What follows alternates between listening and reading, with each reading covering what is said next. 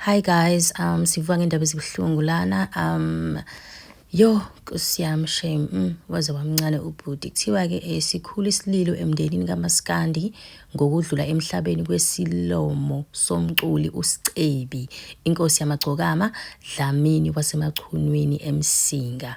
Lo mculi ubesengozini yemoto ebusuku phakathi kwamabili ngehora lesi-12 eRichards Bay eyonandisa kwiBasadi Maskandi Festival. Yo. May his soul rest in peace. Hey guys, emhlabeni yazi lensizwa nje ibisancane kakhulu and ibinethalent elikhulu kakhulu. Imoto Nkosi yami iphelile kwaze kwabuhlungu. Abalandeli-ke bakhommente laphayana baphatheke kabuhlungu. Lona uthi hawu madoda, indoda yahamba kanjalo nje. Hamba balandela mfowethu, siyohamba ngezindlela ezihlukene engaphansi kwegama ukufa. Phumula siba lukhulu.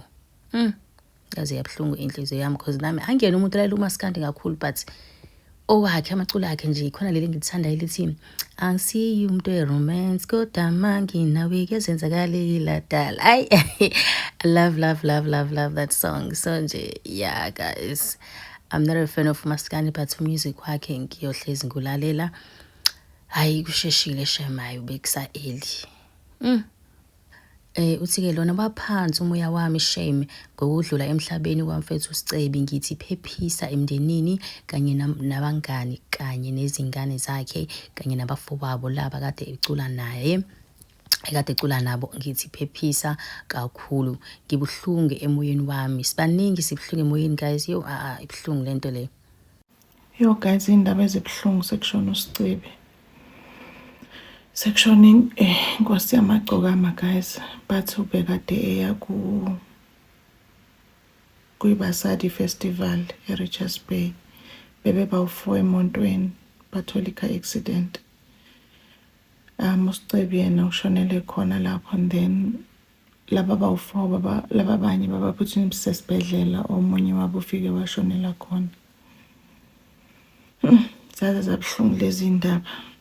Yo.